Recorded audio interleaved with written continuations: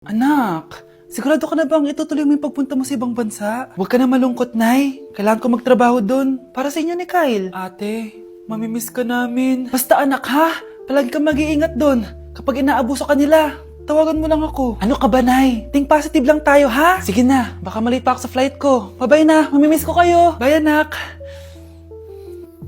Nay, tumatawag si ate. Talaga?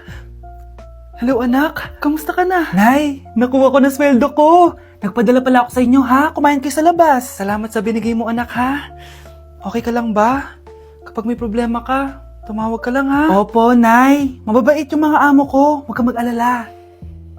Nay, may pinadala si ate oh. Nakamaleta pa. Surprise, Nay! Mga damit at sapatos yan para sa inyo. Siyempre, may chocolate din. Naku anak, nag-abala ka pa. Pero salamat ha. Sana inipon mo na lang yung pinanggas mo dito. Okay lang, Nay. Tinaasan nga nila yung sweldo ko kasi magaling daw ako maglinis ng bahay. Sige anak, galingan mo palalo ha. Wow, ang daming laman! Baka di sumasagot si Scarlett. Baka busy. Anak, tumawag na ba ate mo? Ilang araw na siyang di tumatawag ah. Nay, may tumatawag. Ay, salamat sa Diyos tumawag na. Hello anak. Nay, may pinadala ulit sa ate. Ang bigat. Ano? Anong nawawala? Ano kaya naman nito? Hello? Hello?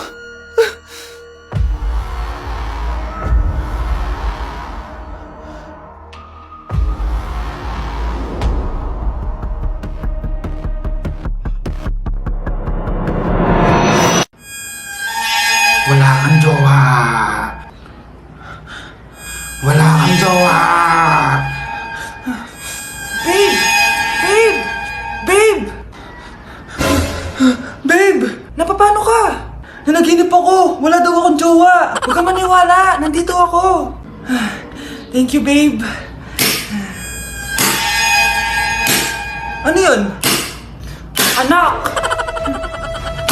Anak, gumising ka na. Tanghali na. Gumising ka na. Makakatikim ka sa akin. Babe! Anong babe ka dyan? Wala kang jowa. Ha? It really hurts ang magmahal ng ganito. Uy pre, inuman tayo mamaya, Sabado bukas. Jeep pare, shot puno. Uy pre, may ambagan tayo sa alak ha. Uy bes, gala naman tayo this weekend. Sorry be, makikipag-date kasi ako eh. Yan tayo eh, ay naku. Tas iiwan ka rin yan. Huwag kang bitter dyan, wala kasi nanliligaw sa'yo. Okay, matutulog na lang ako. Bes! Bes, ano ba naman yan, te? Kala ko ba may kadate ka? Wala. Di ako sinipot ng lalaking yun. Kaya ikaw na lang. Ngayon na nga lang ako bumabawi sa tulog ko eh. Hay naku, wala ka na magagawa, Bes, dahil nakabili na ako ng ticket sa Waterbomb Festival 2025. Kaya, Bes, get ready sa non-stop music, epic water fights, at insane energy.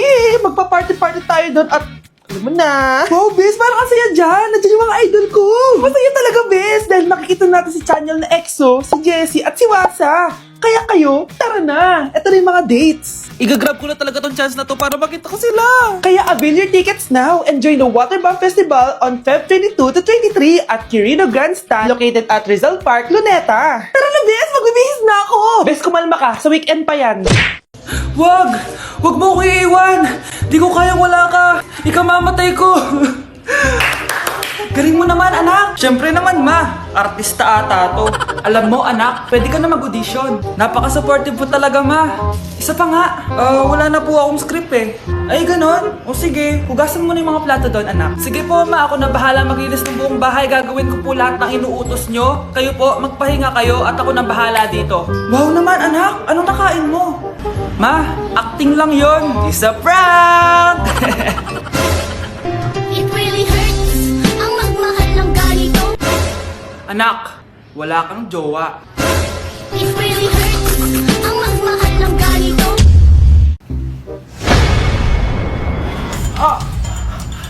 Mahal! Mahal na paano ka, mahal? Natatay ka ba? Sumasakit yung tiyan ko, mahal!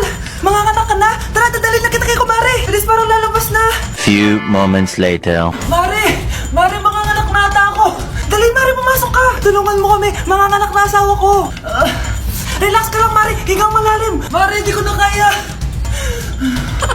Mare, kalma ka lang! Higa ka muna! Okay, Mare, ganito! Umiri ka, ha! Oh! Isa pa, Mare, isa pa! Mare, ang hina naman, lakasan mo pa! Eh na, Mare, nakikita ko na yung ulo! Hindi ko na kaya. Mare! Mahal! Gumising ka, kikilitiin kita! Mare, ang harot ha! Ayun na! Ayun na yung ulo ng... Tae! Aalis mo ako, Nay. Magkikita po kami ng crush ko. Talaga, anak? Nakita niyo po ba yung bag ko, Nay? Yung bag, anak. Nandun sa upuan. Ba't ang daming bag dito? Ito ba yung bag ko? Bahala na. Oras na pala. Alis na ako. Few moments later. Hi, crush! Hello! Ready ka na ba? Ako pa? Wait lang lagay ko muna yung gamit ko dito. Ay, lubat na pala ako. May dala ka bang charger? Oo, nandyan sa bag ko. Kunin mo na lang. Ay, wait lang, naiiyak ko. Share lang ako sige, sige. Asan na ba yung charger na yun? Ano to? Ano to? Oh, ano? Nakita mo na? Go, Di mo agad sinasabi sa akin? Sisters pala tayo. Ano? Charan! Nakita ko sa bag mo. Anak, mali ata yung bag na nakuha mo. Alam mo, huwag ka naman ligaw. Best friends na lang tayo, sis. Bes, bakit ka absent kahapon? May pinuntahan kasi ako, Bes. Ano yan? Ba't mo tinatakpan yung bibig mo? Mabaho ba yung hinga mo? Ano kasi Hala, naka-braces na si Scarlett! Kaya siguro absent siya kahapon. Bes, magkano yung braces mo? Di ba mahal yan? Rich kid ka siguro. 5K lang to, pero naka-promo kasi sila, kaya 3K na lang. Ako na rin nag-change ng rubber kasi kamahal man. Nandito ba si Scarlett? Present po, ma'am. Anong present? Ayusin mo nga magsalita. Sorry ma'am, di po kasi ako makapagsalita na maayos. Masyakit po kasi yung braces ko. Ay wow, kala mo talaga. Anong ginagawa niya? Over naman sa pakita ng brace? Bes, ano yan? Ba't ganyan ka mag-tiktok? Siyempre para makita ng mga friends ko na may braces na ako. Ganon? Tsaka para ma-ROI ko na din to, no? Sige, Bes. Number 10. Last question na to, class, ha? 10 points to. Sana madali lang itanong ni ma'am. Mukhang mapaperfect ko to, Ano? Ang full name ni Jose Rizal.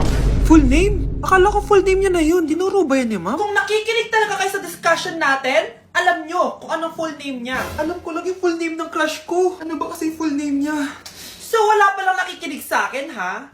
Sige, perfect sa exam ang makakasagot sa akin. Ma'am, alam ko po. Okay, Cheska, ang full name ni Jose Rizal ay Jose Protasio Rizal Mercado E. Alonso Rialonda. Very good! Perfect ka na, ha? Yes, thank you, ma'am. Ma'am, bakit pa ba namin kailangan pag-aralan yung full name ni Rizal? Itatanong ba yun sa amin kapag mag-a-apply na kaming trabaho? Oo nga, ma'am. Parang di naman kailangan pag-aralan yan. Perfect na sana ako, eh. Pinag-aaralan natin siya kasi marami siyang nagawa at naiambag sa bayan natin.